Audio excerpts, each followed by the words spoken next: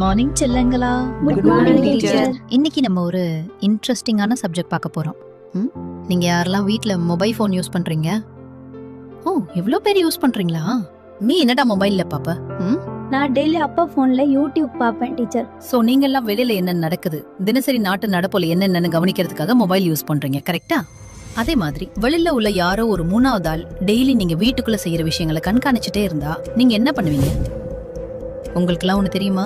Social மீடியால தவறான news இல்லைனா போட்டோ ஷேர் பண்றது, பிக்சர் மார்ஃபிங் பண்றது, யாரோ ஒருத்தர் மாதிரி அவங்களுக்கு காமிச்சிக்கிட்டு ஃபேக் மெசேஜ் சென்ட் பண்றது, ரெகுலரா டீஸ் பண்ற மாதிரியான மீம்ஸ், மெசேஜஸ், போட்டோஸ், வீடியோஸ் அனுப்புறதுன்னு இது மாதிரி நிறைய மோசமான விஷயங்கள் வெளியில நடந்துகிட்டு இருக்கு.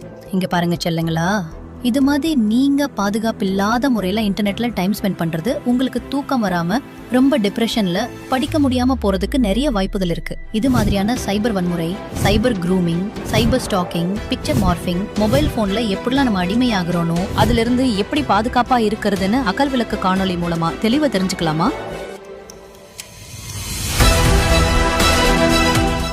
சைபர் வன்முறை ஆபாசமான அவதூறான வார்த்தைகள் அல்லது படங்களை யாரேனும் உங்களுக்கு அனுப்புவது, சமூக ஊடகங்களில் உங்களை பற்றி தவறான செய்தி அல்லது புகைப்படங்களை பகிர்வது, உங்கள் பெயரில் போலியான அக்கவுண்டுகளை உருவாக்கி தவறான தகவல்களை அதில் வெளியிடுவது, பரப்புவது, நீங்களே யாரையாவது அச்சுறுத்துவது அல்லது குற்றச்சாட்டுகளை பதிவிடுவது.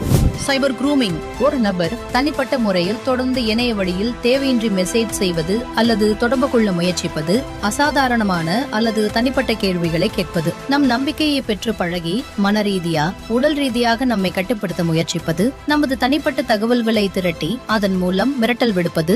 சைபர் ஸ்டாக்கிங் விருப்பமில்லாத செய்திகள் அல்லது மின்னஞ்சல்கள் தொடர்ந்து அனுப்புவது, உங்கள் தனிப்பட்ட தகவல்களை மறைமுகமாகவோ நேரடியாகவோ கேட்பது, சமூக ஊடகங்களில் நம்மை பின்தொடர்வது அல்லது கண்காணிப்பது.